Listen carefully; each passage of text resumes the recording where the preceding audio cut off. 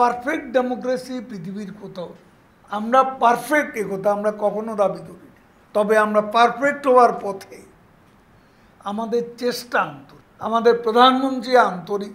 আজকে যে বিএনপি বহুদলীয় গণতন্ত্রের কথা যারা বলে, তাদের গণতন্ত্র ছিল কারফিউ গণতন্ত্র।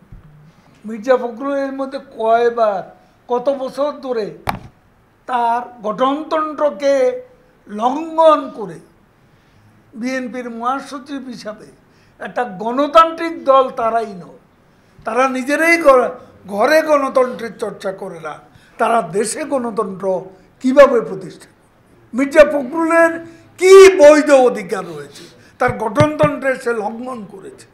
আমি মন্ত্রী, আমি যদি কোনো দুর্নীতি করি তো সেটা কি বিনা বিচারে শেষ হয়ে যাবে? প্রধানমন্ত্রীর কাছে সব খবর আছে কারা কি করে। এ পর্যন্ত যতজনের বিরুদ্ধে, তার অফিসেরও কিছু লোকের বিরুদ্ধে ব্যবস্থা নিয়েছে বিএনপি আমলে, এই লুটপাটের আমলে।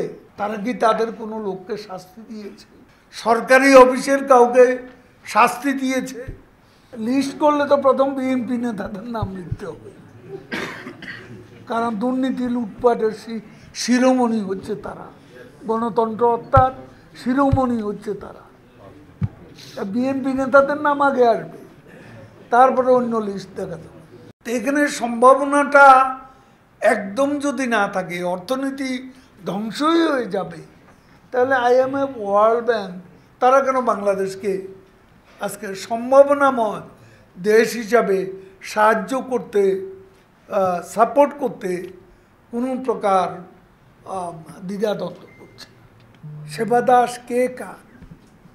বঙ্গবন্ধুর কন্যা কারো সেবাদাস নয়।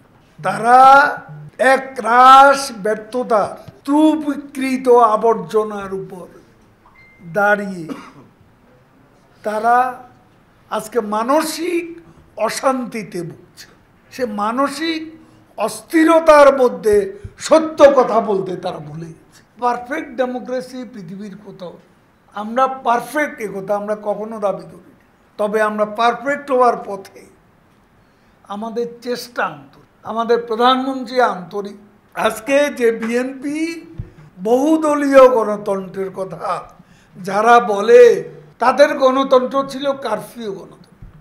মির্জা ফখরুলের মধ্যে কয়বার কত বছর ধরে তার গঠনতন্ত্রকে লঙ্ঘন করে বিএনপির মহাসচিব হিসাবে একটা গণতান্ত্রিক দল তারাই নয়, তারা নিজেরাই ঘরে গণতন্ত্রের চর্চা করে না, তারা দেশে গণতন্ত্র কিভাবে প্রতিষ্ঠা।